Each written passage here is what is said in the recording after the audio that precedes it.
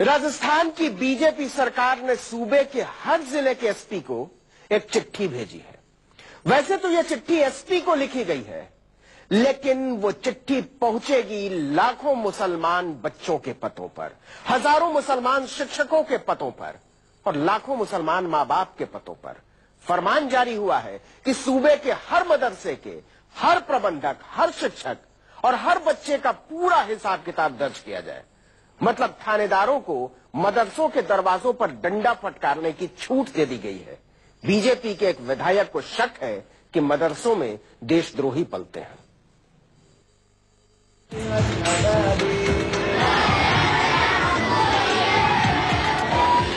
राजस्थान के 3842 मदरसों का मालिक अब अल्लाह नहीं, इलाके का थानेदार है।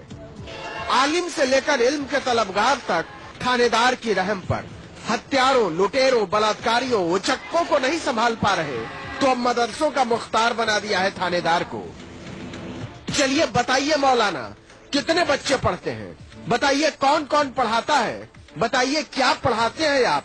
बताइए कैसी सोच रखते हैं आप? राजस्थान की रानी ने राज्य की पुलिस और इंटेलिजेंस को यह नया काम दिया है, क्योंकि एक विधायक को खुश करना है। जी हाँ, सिर्फ एक विधायक को खुश करने के लिए हजारों मदरसों की जांच के आदेश दे दिए गए। क्योंकि मामला पुलिस से जुड़ा हुआ था नहीं, ना हम अपराधी है, ना कोई हमारी संदिग्ध गतिविधियां में लिप्तता का कोई मामला सामने आ रहा है। पुलिस ने जो बिंदु तय किए, हमें उन बिंदुओं से खास तौर से ऐतराज है। बीजेपी के विधायक ज्ञानदेव आहूजा ने बिना किसी ठोस सबूत के मदरसों पर देशद्रोही होने के आरोप लगाए थे।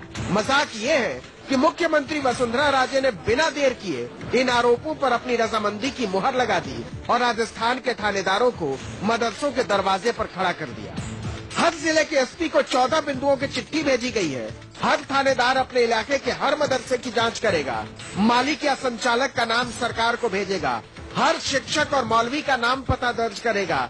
शिया, सुन्नी, देवबंद या बरेलवी का पता लगाएगा। स्थानीय और बाहरी छात्रों का पूरा ब्यौरा भेजेगा।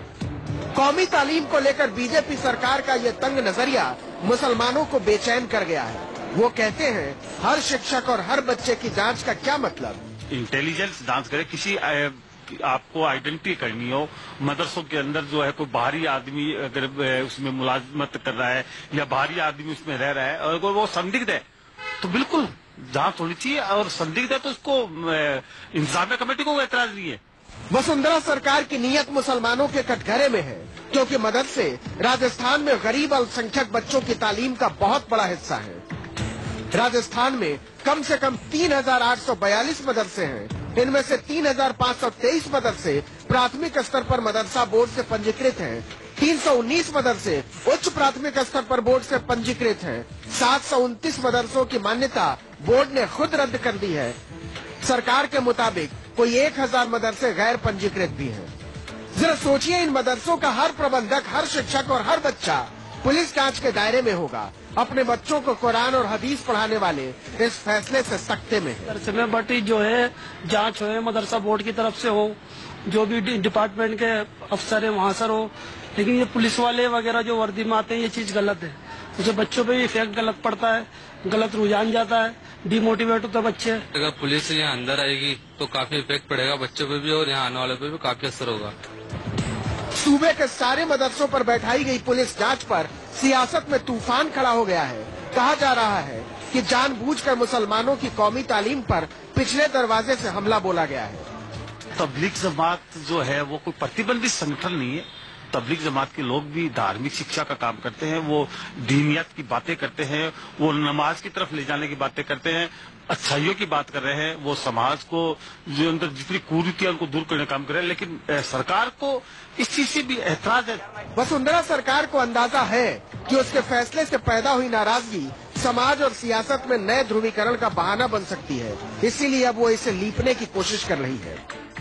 मैं समझता हूं कि मदरसों के विरुद्ध किसी प्रकार की जांच राज्य सरकार के निर्देश पर न पहले हुई न आगे होगी। एक सामान्य प्रक्रिया है, ये मात्र जानकारियों का संकलन है। किसी प्रकार की कोई जांच करने का सरकार का इरादा नहीं है। इसी जवाब से एक सवाल खड़ा होता है, अगर मदरसों की जांच वाकई एक रूटीन जांच है तो क्या वसुंधरा सरकार सूबे के सारे सरस्वती शिशु मंदिरों के संचालकों, शिक्षकों और छात्रों से वही सवाल पूछेगी जिनके जवाब वो मदरसों से मांग रही है? अगर नहीं तो मान लीजिए कि नीयत में खोट है। KJ Srivatsan, Jaipur, news 24।